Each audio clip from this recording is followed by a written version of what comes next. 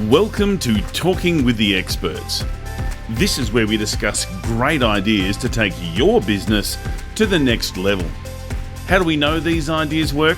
Well, it's because we're talking with business owners who are using these ideas. Business owners who have years of experience and expertise. All things business by business owners for business owners. And now, here is your host, Rose Davidson. Esther Avant discusses the 3 C's of success for reaching your health and business goals in episode 428. Yeah, I think, especially when you're starting a business or growing it, it can be all consuming. If you don't put the boundaries in place, you can just feel like you're working constantly. And it's very easy to say, oh, I'll get in a workout, when I'm done, or I'll stop and make lunch after this. And then it's like, it just spills over and you're like, oh, I had no time for anything. So, and then it has an impact on productivity and energy. So I think realizing how many parallels there are between building a business and prioritizing your health just kind of helps it, click into place. Absolutely. Talking with the Experts. Hi, I'm Rose Davidson from Talking with the Experts. I'd like to take this opportunity to thank Global Glamping Charities for their valued support. Global Glamping Charities, solving homelessness in all its forms. Reach out to them at globalglamping.org. Do you love your podcast and dislike the editing and uploading to the various platforms? Would you like to spend this time with your family and friends or work on your business? Podcast editing doesn't have to be a chore.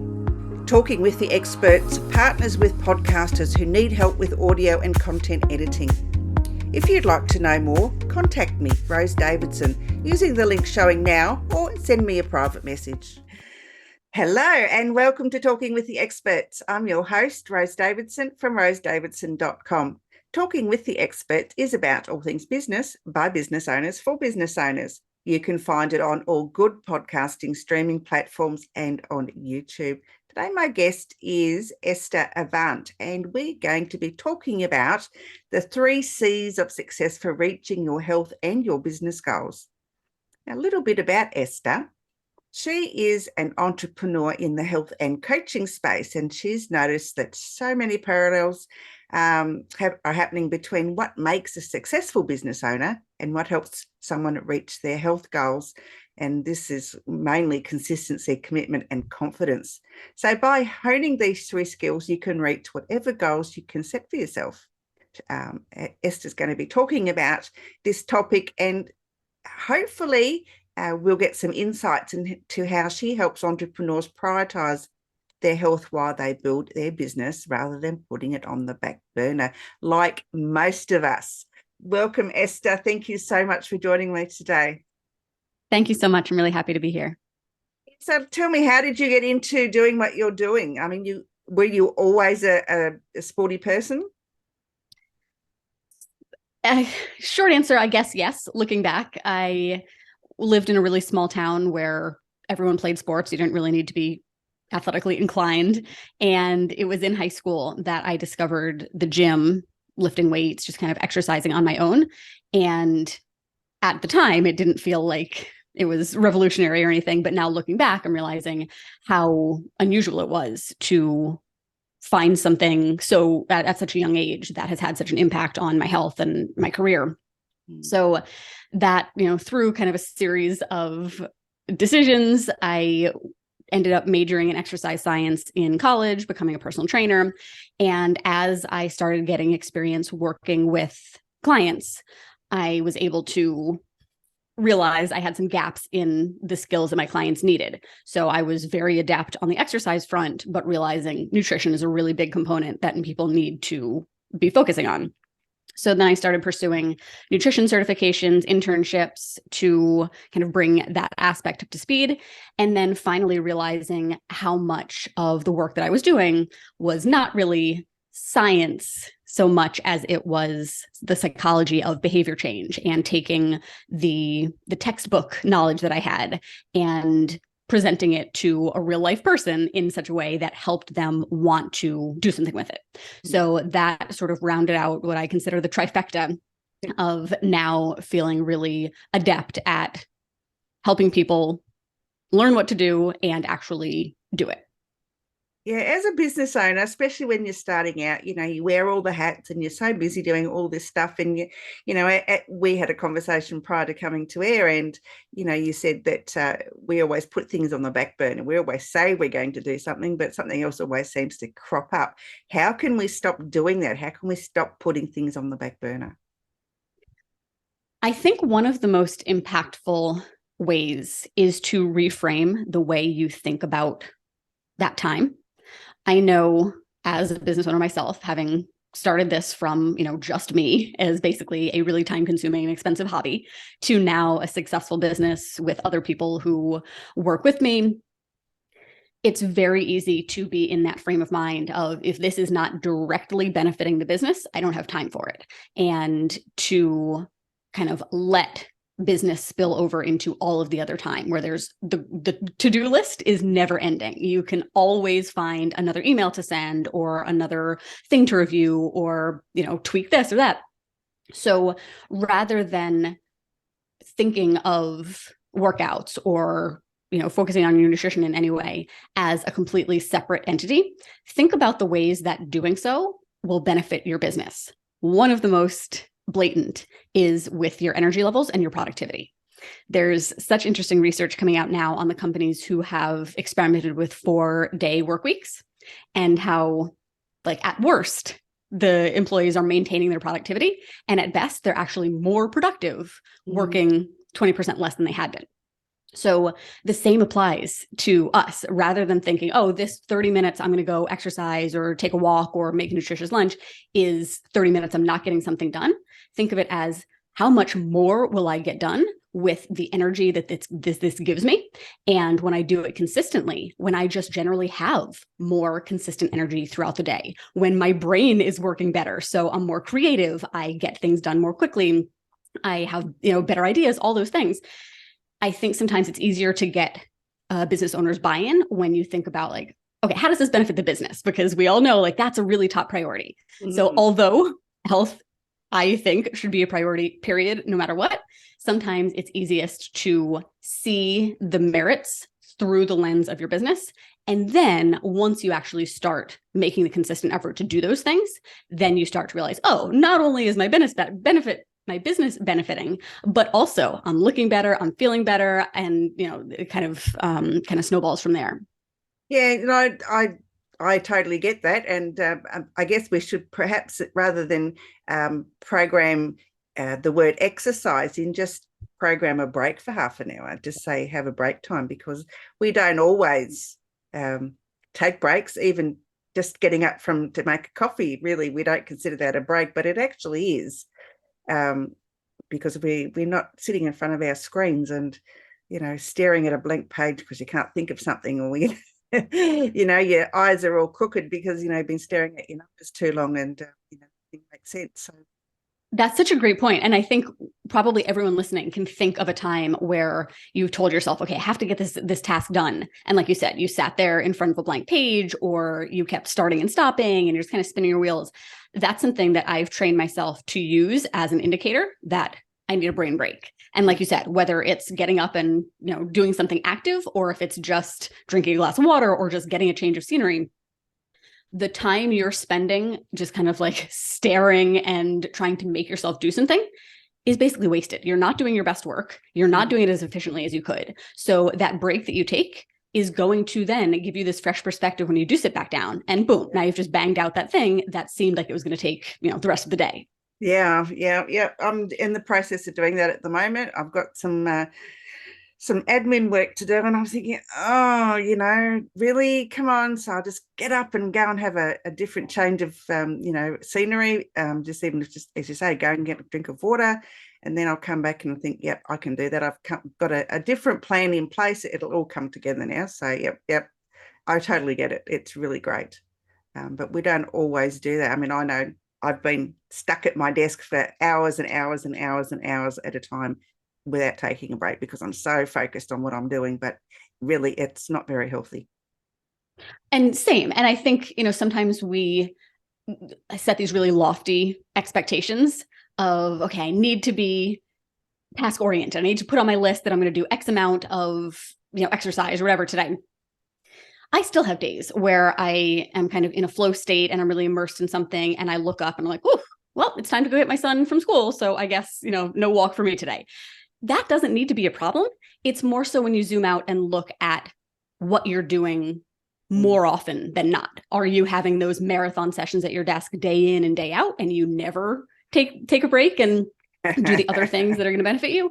Or is it like, yeah, some days I have that, and also I'm striking a better balance. So if that's you right now, maybe the first step is just one day of coming up for air. And then over time, taking that one day that now feels normal and doing a little bit more. So it doesn't need to be like, I'm never going to do this again, but more so like in the grand scheme of things, where is kind of my balance falling? Yeah, absolutely. So we've got the 3 C's, the consistency, the commitment, and we've got the confidence. So would you like to run us through what steps, we need to do to be within the 3 C's? I would love to. So these 3, something important to know is that they're all really interconnected. It's not like a sequential, you need to do this one first and then you can progress to that one. It's more so that they're all happening at the same time. And there are certain things that you can do to increase any or all of them. And then they're going to benefit each other. And interestingly, these 3 C's, for me, the exercise, nutrition, the health stuff is what comes more easily. I've been consistently doing those things for almost 20 years now. That's a lot more natural. So what I noticed was when I was building my business, I was struggling with a lot of the things that most business owners do and most people do with their health. So when I was able to see, what have I done with my health that's helped me be successful? Why does this come more easily to me? How is it routine now? I realized I could apply those things to my business.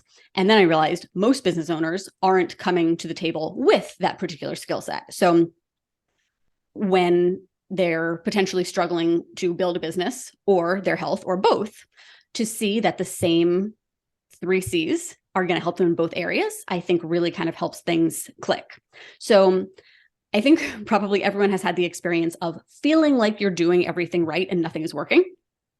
And this is something that I know all of our clients have said to us from time to time. And this is certainly something I felt when I started my business, where I would follow all of these business coaches and experts, and they'd say, be engaged in this, be doing blogs, be sending emails, build your email list, have a freebie, all of these things. And I was trying to and feeling like I was doing all of them. But I wasn't doing any of them particularly well, and I wasn't doing them very consistently because I was trying to do too much. And when I couldn't do it all, I would just stop. So consistency is where I kind of always start. 2 things here are, number 1, consistency with the things that actually matter. So in health, we have a handful of exercise and nutrition big rocks that make the biggest difference when it comes to our results. So strength training, walking, taking rest, knowing your body's calorie needs, prioritizing protein, prioritizing fiber. Those are the things that are going to benefit you the most. And the basically inconsequential things like feeding and fasting windows, your exact carb intake, your, how many minutes of cardio you're doing, how many calories you're burning when you do a HIIT workout. All of those things are just distraction from the big rocks that really matter. And they apply to business as well. So most of us try to spread ourselves too thin and we think, okay, I should be on TikTok now. I need to learn how to do reels. I should also be on Instagram and Facebook and YouTube, and I should have a podcast, and I should have an email list. And you spread yourself so thin that you can't do any of those things very well. So then you get frustrated and you stop.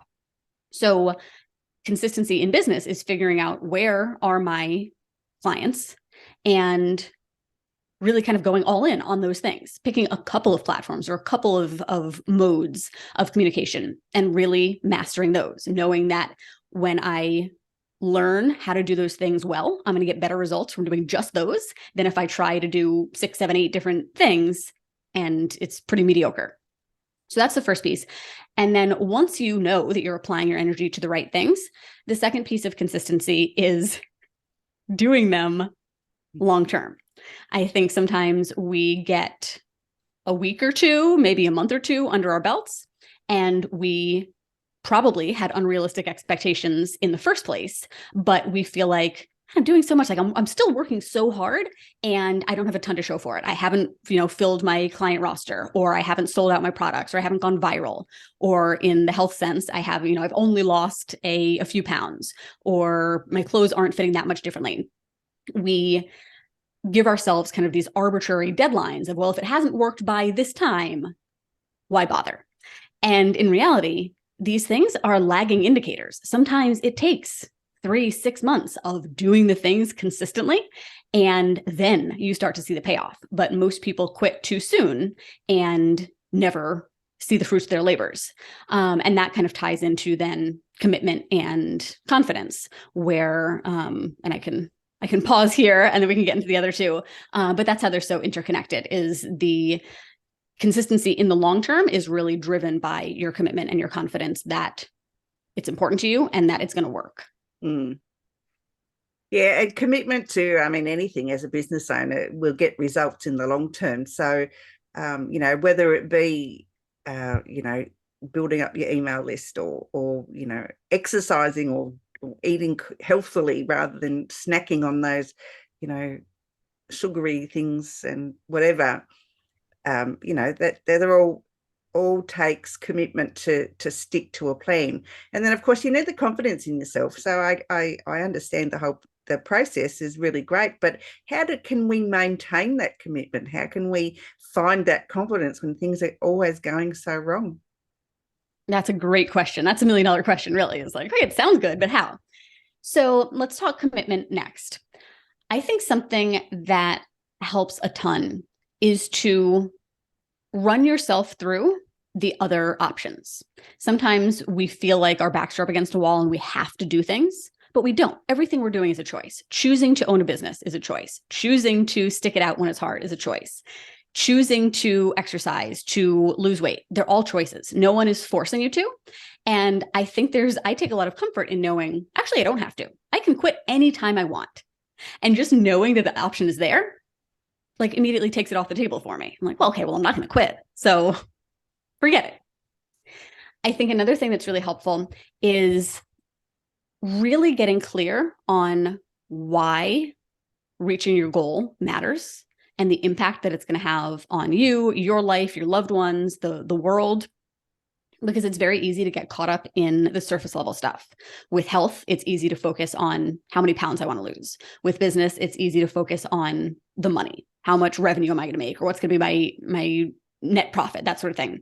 And to forget that it's not about the pounds lost. It's not about the dollars earned. It's what's going to be different about my life. How am I going to be better off if I've lost weight? Is it that I'm going to reduce my risk of certain diseases that run my family? Am I going to have more energy to see my grandkids grow up? Am I going to have the confidence to start my own business or go after a promotion?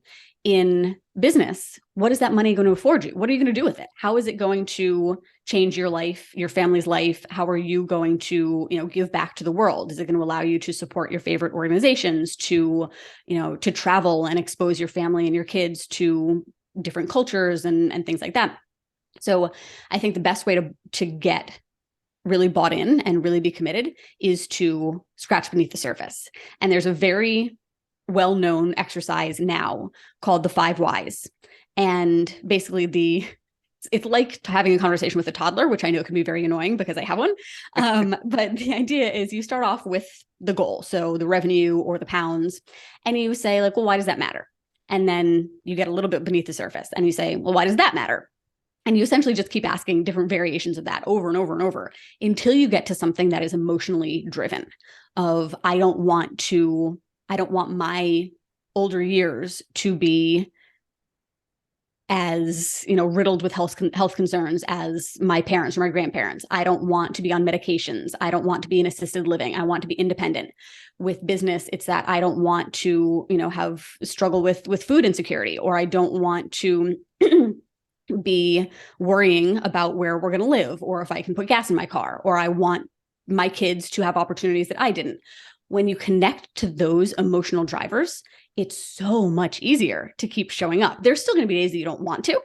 And that's when commitment helps you get through that. You're like, okay, yeah, I don't want to do my blog post today, or I don't want to get my workout in, but I really do want the thing that doing that day in and day out is going to afford me. So I guess I will just do it. Yeah, sometimes you just have to do stuff when you don't feel like it, just because it's there and it needs doing. And if you change your mindset around and say, well, as you alluded to before, how's it going to benefit me or my business?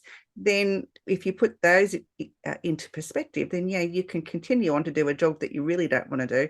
I dislike doing bookkeeping. I'm not a numbers person. However, if I put it in my brain that, yep, I'll know where my business is sitting at the minute and put that in there, then it's a task that I will go and do, because, it's going to benefit me in the long run. So, I totally get the commitment, even though it's not a commitment, it is. That's exactly it. And I think I read something once in a book about how, and I touched on this a little bit earlier, that we always have a choice. The author was saying that she's just decided to think that whatever it is she's doing is exactly what she wants to be doing. Because the reality of it is, if it wasn't, then she wouldn't. We tell ourselves like, oh, well, I have to go get the kids from school. I have to go run this errand. You don't. You could leave the kids at school. You could skip the errand. Are there going to be consequences? Yes. But you do have free will to do or not do things, which means that the things you're choosing to do, you have chosen to do. So you actually do want it. And it might, like you said, it's not necessarily that you want that thing in the moment. I don't really want to go, have to put my shoes on, get my jacket, get in the car, drive across town, go get my son. I do, however, want a happy son who knows that he's loved and cared for. I want the teachers to not be on my case, that sort of thing. So the very thing that you're doing, you might not be jazzed about it, but what is going to get you down the line is worth it. We do things every day. You don't necessarily want to brush your teeth. You do it because you want to have teeth that stay in your face and don't fall out. You don't want to take a shower, but you also don't want to smell and have people give you weird looks. So you just do it. So I think when you start to think in terms of okay, well, I'm just going to do the thing because it's going to be worth it down the road. Absolutely. Yeah. I 100% agree, because we do have choices, and if we don't like doing that thing, it's a choice whether we do or we don't, but there are consequences, and you have to think about the consequences of doing or not doing. So it makes total sense. And then confidence, finally. How do we get confidence that? Yes, confidence I think is the trickiest, and it's kind of twofold. I think there are some people, and I would consider myself in this category in a lot of ways, that I don't really consider myself to be lacking confidence. I feel pretty good about myself in general. But there have been times that I have realized I haven't done certain things. And if I am really being honest with myself, I haven't done them because I haven't really believed that I would achieve the end goal. So whether that's, not pitching certain podcasts because I don't think I'm, high caliber enough, or, putting myself out there in some way. With health and weight loss, it's incredibly common to just not start, because then if you don't start, you're not going to fail. Or that's what it feels like. Do you? You don't. If you don't do, you don't know. Exactly. And then you kind of have this loophole in your brain of oh, well, if I had tried, if I had given it my best, then I totally would have. But I just didn't for whatever, totally legitimate reason. So there's kind of that group, or maybe you don't even realize that you're lacking, that you have some self-doubt in certain areas. And then there's kind of a group who's oh yeah, I don't believe in myself at all. I know that's an issue. But either way, it kind of boils down to the same thing. You don't do things if you don't believe that they're going to work for you. If you truly believed that doing A, B, and C would help you lose weight or would help you build the business of your dreams, you would do it 100% of the time. If you really, there was no doubt in your mind that this is going to equal that, then you would be jumping at the opportunity to do it. Absolutely. If you could just go to a store and buy the result, and it was, guaranteed, you would do it in a heartbeat. So at the end of the day, I think anytime you're struggling with consistency, it's worth kind of diving into the confidence piece and seeing, does a part of me just not think that this will work or that it's not available to me? And is this a way that my brain is trying to protect me by saying, well, if you don't really put yourself out there, then you don't really have to feel like a failure? And then it's worth, doing the work to build your confidence. So with that, and like I said, all of these are so intertwined that one way to build confidence is to be committed and show up consistently. Mm-hmm. When you set goals for yourself that are mildly uncomfortable, you're still, feel pretty good that you could do them, but they're a little bit of a stretch. And then you actually do them. That feels good. You start collecting wins. You get some momentum. And you start feeling capable of a little bit more. So to start, I think it's important to be cautious about the goals that you're setting, because we hear a lot about setting, big, hairy, audacious goals and, really shooting for the moon. And I do think there's a time and a place for that. But what I see a lot of time, especially in the health and weight loss sense, is we get in the habit of setting goals and then falling so short of them that we've trained ourselves. It doesn't really matter what goal I set because I'm not going to do it anyway. And that just chips away at your confidence. You start thinking, well, yeah, last week I said this and I didn't do it. Last week, the week before I did the same thing. So I think it's important to set goals that you actually feel like you can accomplish. That's going to build confidence in yourself.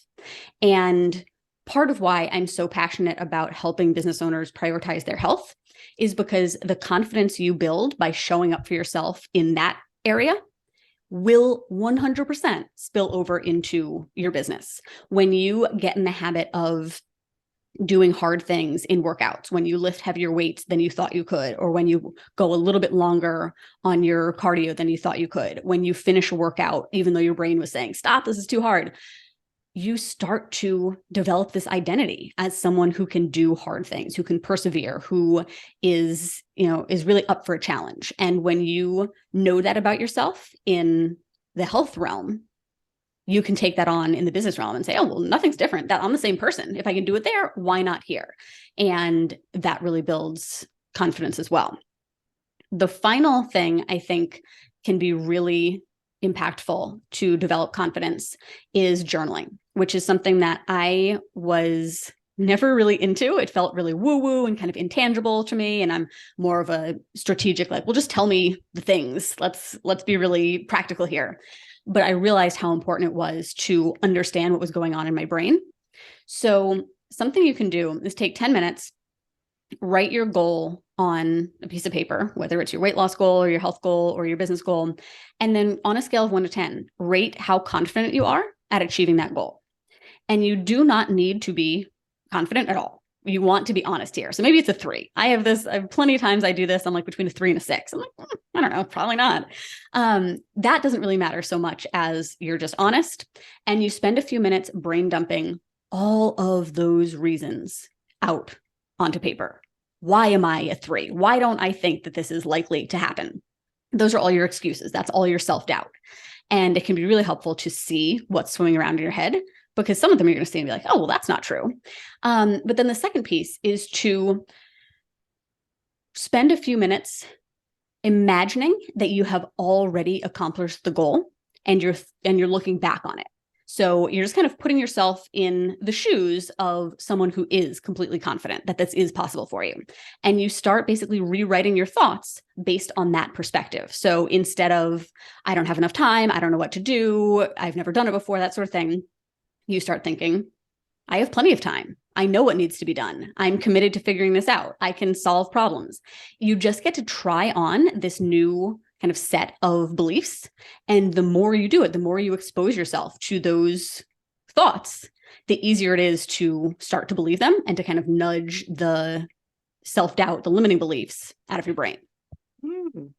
Makes, yeah, I'm not into journaling either. I think it's a waste of time.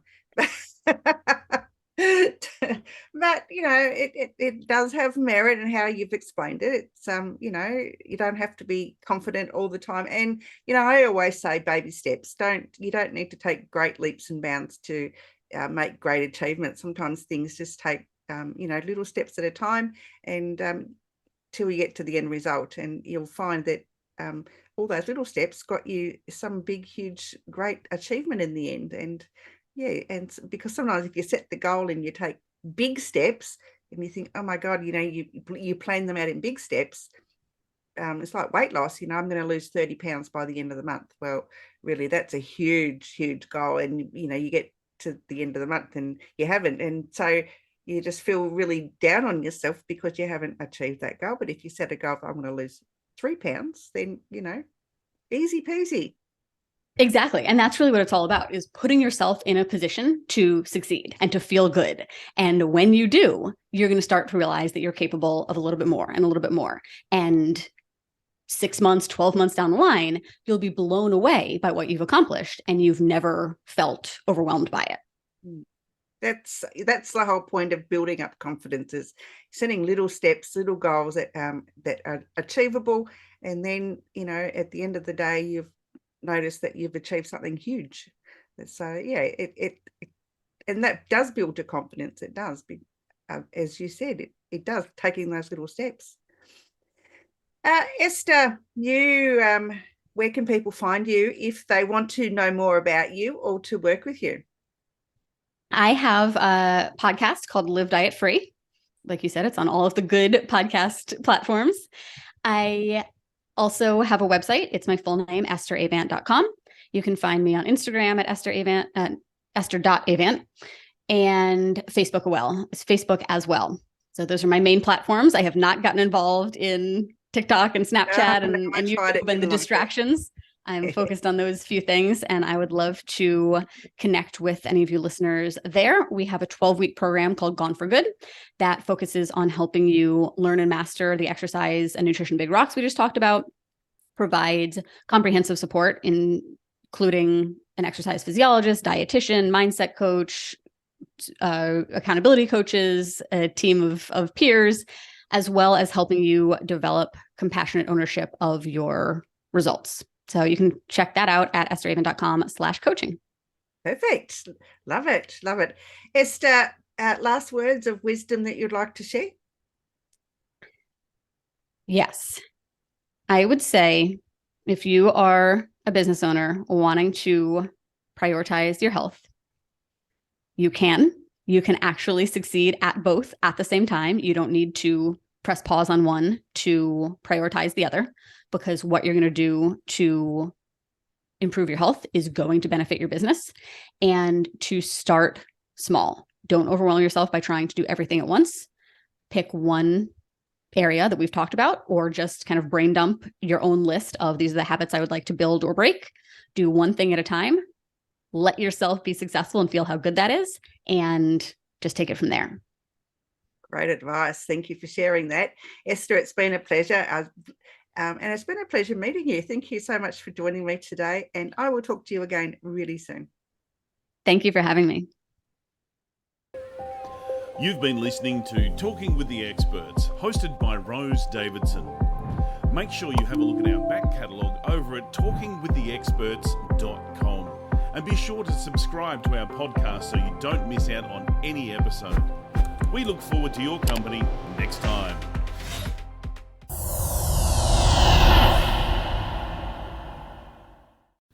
Talking with the Experts.